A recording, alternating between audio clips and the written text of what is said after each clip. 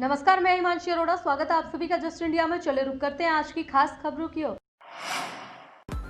खबरों के प्रायोजक हैं आरोग्य मास्क लगाएं, कोरोना से सुरक्षित रहें। Kamal Chalk Industries, a trusted school of chalk, manufacturers and suppliers of chalk, color chalk, duster, mask, sanitizer, etc. Asian colour coated Ispat limited, आपका विश्वास हमारी पहचान। मेडिफिर international, taken a step to keep you safe from corona virus. रंज किया showroom in Rohtak and Bahadurgarh. Showroom पर आएं, test drive लें और गाड़ी बुक कराएं। सुप्रीम कोर्ट ने बुधवार को यूपी के 69,000 सहायक शिक्षकों के भर्ती मामले में बड़ा फैसला सुनाया। शीर्ष अदालत ने इस मामले में यूपी शिक्षा मित्र एसोसिएशन द्वारा दायर अपील को खारिज करने के साथ ही कट ऑफ में छूट नहीं देते हुए शिक्षा मित्रों को संबंधित परीक्षाओं में भाग लेने का अंतिम मौका दिया। 24 जुलाई को सर्वोच्च न्यायालय ने इस मामले में अपना फैसला सुरक्षित रख लिया था। शीर्ष अदालत ने इलाहाबाद हाईकोर्ट के फैसले को सही ठहराते हुए कहा कि कट ऑफ 60 से 65% ही रहेगा। इससे यूपी में प्राथमिक शिक्षकों के रूप में योग्यता प्राप्त करने के लिए लगभग 38,000 शिक्षा मित्रों को कट ऑफ अंकों में छूट नहीं मिलेगी। हालांकि सभी शिक्षा मित्रों को पात्रता परीक्षा पास करने का एक मौका और मिलेगा। योगी सरकार ने 69,000 सहायक शिक्षकों की भर्ती मामले में सुप्रीम कोर्ट के निर्णय का स्वागत किया है और कहा कि मामले में बाकी 37,000 से ज्यादा पदों की भर्ती प्रक्रिया जल्द ही शुरू की जाएगी। प्रदेश के बेसिक शिक्षा राज्य मंत्री सतीश द्विवेदी ने यह कहा कि इससे बेसिक शिक्षा परिषद में 69,000 सहायक अध्यापकों की नियुक्ति का रास्ता साफ हो गया है। बाकी बचे पदों पर भर्ती की प्रक्रिया जल्द ही पूरी की जाएगी। उन्होंने भर्ती प्रक्रिया में शिक्षा मित्रों को एक और मौका देने का भी स्वागत किया। उन्होंने कहा कि उच्चतम न्यायालय के इस फैसले ने योगी सरकार के हर बच्चे को गुणवत्तापूर्ण शिक्षा देने के फैसले पर भी मुहर लगा दी है। मैं सहायक शिक्षक भर्ती में शामिल सभी अभ्यर्थियों को बधाई देता हूं। राज्य सरकार ने छठ पर्व के मौके पर कोविड संक्रमण के प्रभाव को न्यूनतम बनाए रखने के लिए दिशा निर्देश जारी किए हैं। मातहत अधिकारियों को भेजे गए निर्देशों का सख्ती से साथ पालन किए जाने की ताकीद भी दी गई है। अपर मुख्य सचिव गृह अवनीश कुमार अवस्थी ने सरकार की तरफ से निर्देश जारी करते हुए कहा है कि पूजन स्थलों पर सोशल डिस्टेंसिंग का पालन किए जाने, सभी कार्यक्रमों में 2 गज की दूरी और मास्क का प्रयोग अनिवार्य रूप से किया जाए। उन्होंने कहा कि किसी प्रकार के कार्यक्रम के आयोजन के दौरान सोशल डिस्टेंसिंग के निर्देशों का पालन कराए जाने का दायित्व भी कार्यक्रम के आयोजक का होगा। निर्देशों में कहा गया है कि 19 और 20 नवंबर को मनाए जाने वाले छठ के पर्व के अवसर पर महिलाओं को प्रेरित किया जाए कि वो इस पर्व को यथासंभव घर पर ही मनाए अथवा घर के निकट ही मनाए। बंथुरा जहरीली शराब कांड में सरकार ने सख्त रुख अपनाते हुए मंगलवार देर रात लखनऊ के पुलिस कमिश्नर सुजीत पांडे को हटा दिया है। एटीएस के एडीजी डीके कुमार को लखनऊ का नया पुलिस कमिश्नर बनाया गया है। ठाकुर ने रात करीब 1:30 बजे पुलिस आयुक्त का पदभार संभाला। 94 बैच के आईपीएस अफसर ठाकुर 2010 से 2012 तक लखनऊ के कप्तान रह चुके हैं। सुजीत पांडे को सीतापुर स्थित एटीएस का एडीजी बनाया गया है। यूपी के बुलंदशहर में कथित तौर पर जिंदा जलाई गई रेप पीड़िता ने मंगलवार को दिल्ली के आरएमएल अस्पताल में दम तोड़ दिया। पीड़िता के मरने से पहले दिया गया बयान का वीडियो वायरल हो रहा है। पुलिस ने फिलहाल मामले में 3 आरोपियों को गिरफ्तार कर लिया है। हालांकि 4 आरोपी अभी भी फरार चल रहे हैं। इसके अलावा पुलिस ने 7 लोगों के खिलाफ केस दर्ज किया है। पुलिस ने रेप के आरोपी के चाचा चाची समेत संजय, काजल, बनवारी, बदन सिंह, वीर सिंह, जशवंत सिंह, गौतम के खिलाफ जहांगीराबाद कोतवाली में मामला दर्ज किया है। दलित किशोरी के साथ रेप का मामला करीब 3 महीने पुराना है। जहांगीराबाद कोतवाली क्षेत्र में रहने वाली नाबालिग दलित किशोरी के साथ 3 महीने पहले एक युवक ने बंधक बनाकर रेप की वारदात को अंजाम दिया था। पीड़ित परिवार ने आरोपी के खिलाफ जहांगीराबाद कोतवाली में मामला दर्ज कराया था। पुलिस ने मामले में कार्रवाई करते हुए 15 अगस्त को आरोपी को गिरफ्तार कर जेल भेज दिया था। आरोप है कि रेप के मामले में समझौता करने के लिए आरोपी युवक के परिजन पीड़ित परिवार पर दबाव बना रहे थे, मगर पीड़ित परिवार फैसले को तैयार नहीं था। एक 15/8/20 को रेप की घटना हुई थी थाना जहांगीराबाद के सिद्धनगला गांव में, जहां अभियुक्त को तत्समय ही गिरफ्तार करके जेल भेजा जा चुका था और वो अभियुक्त आज की तारीख में भी जेल है। आज जो है संदिग्ध परिस्थितियों में ये वो लड़की जो पीड़िता थी वो सुबह 8 बजे के आसपास जलने से हॉस्पिटल में आई। बाद में इलाज के लिए दिल्ली भेजी गई, जहां उसकी मृत्यु हो गई है।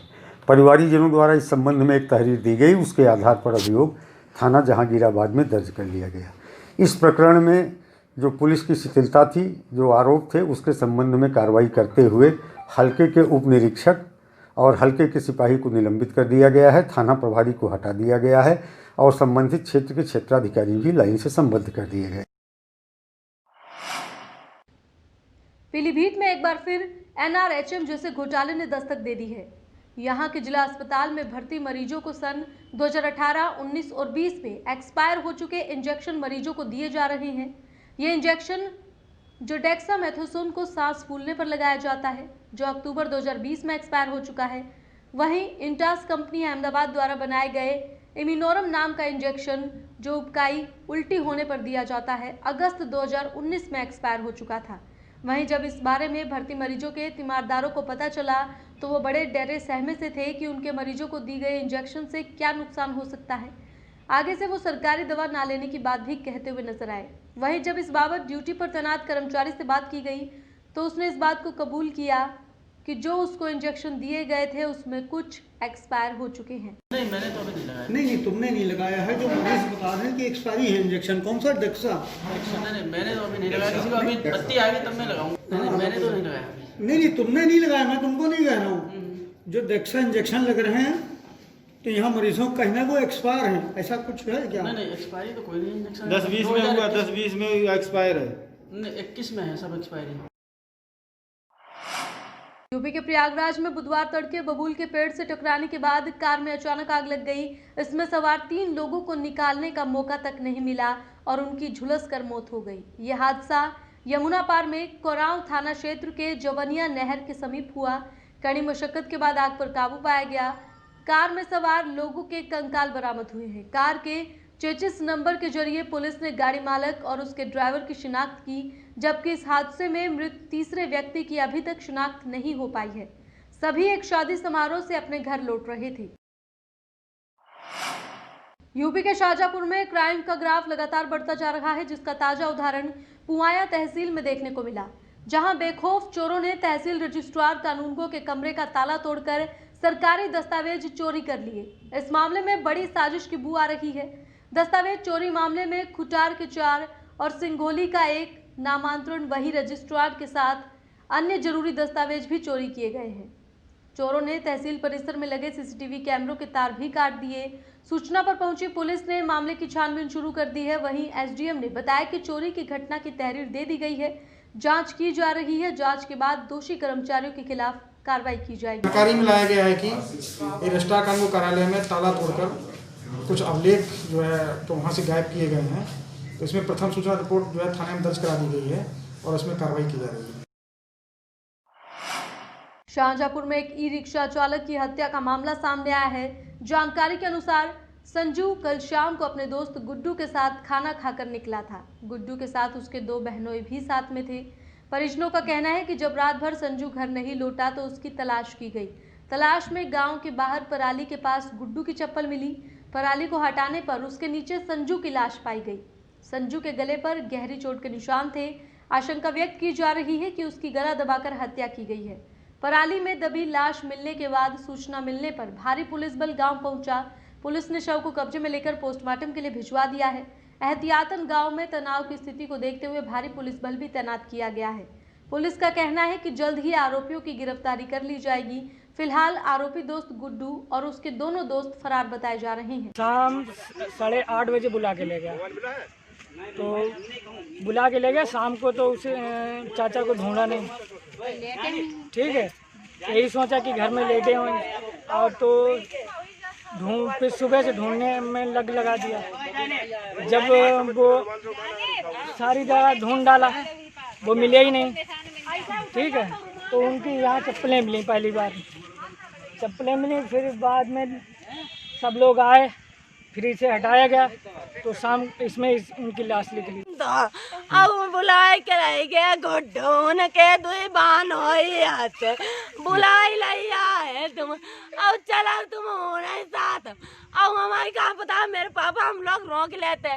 गुड्डो बुलाए के लिया, उनके 2 बान हो मेरे पापा गाना काई किया है, जानते थे लोग मारे डरे।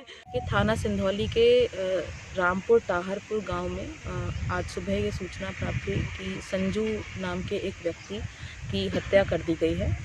पुलिस द्वारा जो फॉरेंसिक टीम है, फील्ड यूनिट की टीम है और जो थाने की फोर्स है वो मौके पर पहुंची और शव को पोस्टमार्टम के लिए इसमें भिजवा दिया गया है। खबरों के प्रायोजक थे Shri Shyam plywood and lamination, वेंसफिल अपरेट्स लव, boiling water proof plywood, SCF 48 Huda complex Rohtak. Kamal Chowk industries, a trusted school of chalk, manufacturers and suppliers of chalk, color chalk, slate pencil, duster, dustless chalk, housekeeping material, mask, sanitizer, hand wash. Office number 201, first floor, town centre mall, D park, model town, Rohtak. Corona महामारी से लड़ने के लिए आरोग्य mask लाया है आपके लिए सबसे आधुनिक मास्क। इसके साथ ही आपको मिलेगी आधुनिक PPE किट, वो भी बहुत ही सस्ते रेट पर। contact@arogyamask.com पर जाएं और हमसे संपर्क करें या फिर www.arogyamask.com से जुड़ें। इसके साथ ही आप हमें कॉल कर सकते हैं। हमारा पता है Anand international, plot number 181, Panipat, Haryana.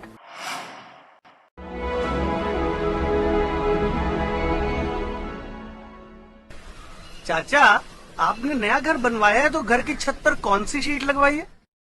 बेटा, मैंने अपने घर की छत पर एशियन शीट लगवाई है क्योंकि वो कभी न मिटने वाले ओरिजिनल निशान की चादरें हैं। साथ में ISI का चिन्ह, 5 साल की वारंटी के साथ साथ पैसों का सही मूल्य देने वाली वही इकलौती शीट्स हैं। क्योंकि नाम नहीं, पहचान जरूरी है। फिलहाल इस बुलेटिन में इतना ही, लेकिन बाकी की तमाम खबरों के लिए आप देखते रहें जस्ट इंडिया। नमस्कार।